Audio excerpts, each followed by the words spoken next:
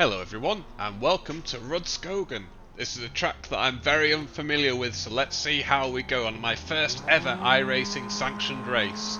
It's lights out and away we go. Car number 3 doesn't move at all from the start. I get off to a reasonable start. We look like we're catching up on the car in front of us as we all head towards turn 1. Now, it's cold tyres, it's rookies. What chaos are we going to see? It's going to be clean. No, it's not even going to be clean into turn 1. Two cars go out spinning.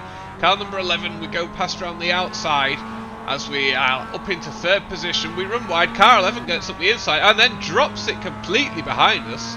So it's my first race in iRacing. We're heading towards turn 3. I'm already up into third from P7 on the grid. Let's see what we can do to catch up the guys in front of us.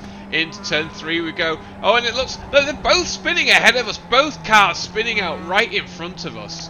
I'm 4 corners into my iRacing career and I'm already in the lead. Let's take a look at the replay. The car next to us didn't move at all and the white car behind only just got out ahead. As we all hurtled towards turn 1, we can see the orange car coming from way back. I'm getting on the brakes very, very early there. We can see cars spinning off all over the place. As we see, car 11 gets up on the inside, loses it slightly, goes veering across the track. The white car gets out of the way, and then it clips into the path of the orange car. That's so unfortunate for them as we head towards turn 3 and 4. With the leaders battling it out front as they go behind the trees. We just see them, it's just synchronised spinning really. They're just both off the track and I go pootling around and into the lead. Now, and we finally go for another replay, starting with the number 9 car. This one got the absolute rocket of a start, sent it round the outside of me into turn 1. And we can just see chaos unfolding in front of us. The 2 leaders at the time spinning out. We've got a great view here of what's going to happen to number 11. He gets at the inside, he loses it, launches straight back across the track. 5 tries to get out the way, veers across the road to avoid, spins in front of the orange car. What a disaster it is for those guys. Finally we're on board with the 4 and 6 cars as they head down towards their untimely demise in turns 3 and 4. The number 4 car's got a reasonable exit from turn 2. He's up the inside of car number 6 and he's going to pass into turn 3. Gets on the brakes, it looks okay from here. And number 4's got onto the grass and the car just goes spinning round and into the tyre wall. Very, very unfortunate incident for him, but I'll take it. I'm into the lead. It's race number 1 in iRacing for me, and I'm in P1 after getting a pretty abysmal qualifying out the way, I must admit.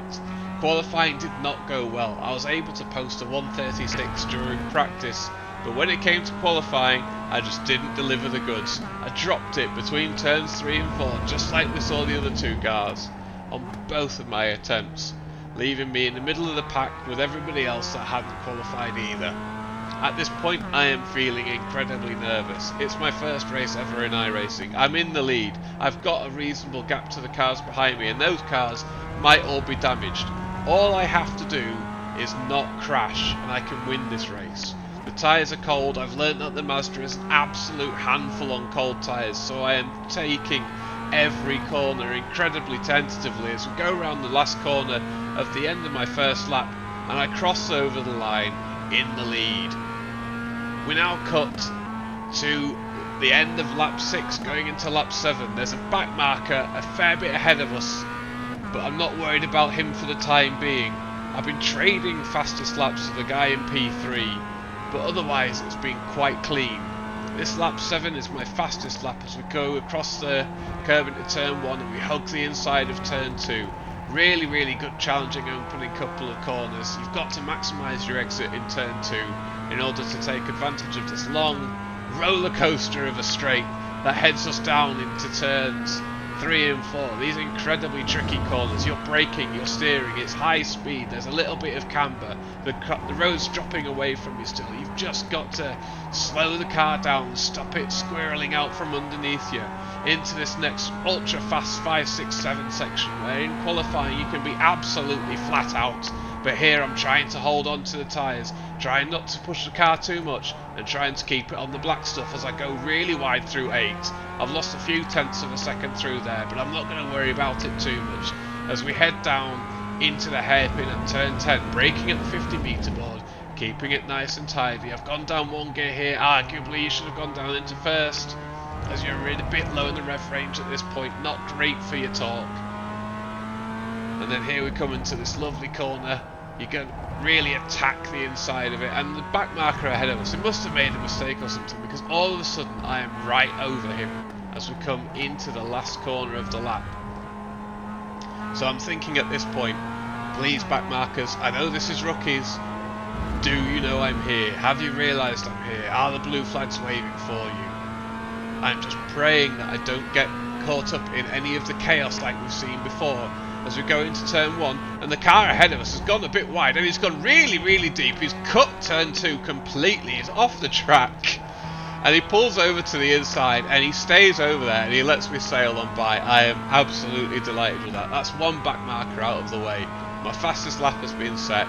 Let's chase on after this second back marker as we go through these tricky turns 3 and 4. And you can see that I am gaining on this other back marker, hand over fist. This is the white car ahead of us. I think that's number 5, Peter Gilliland.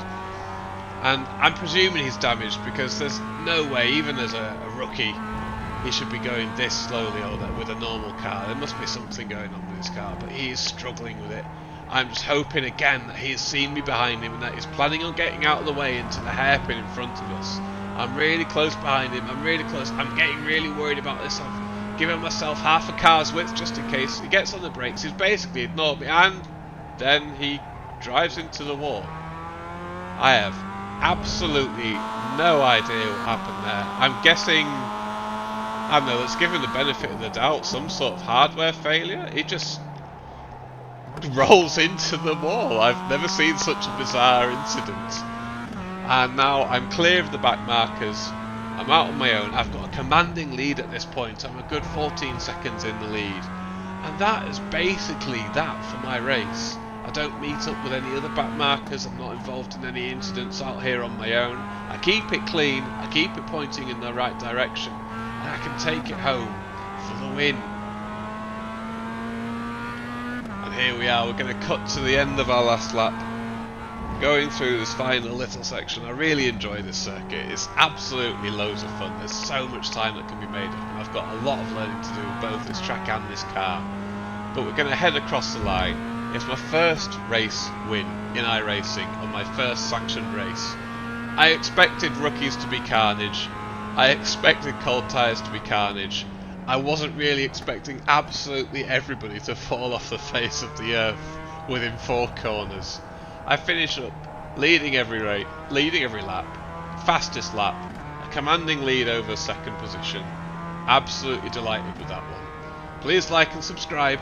We'll see you at the next one.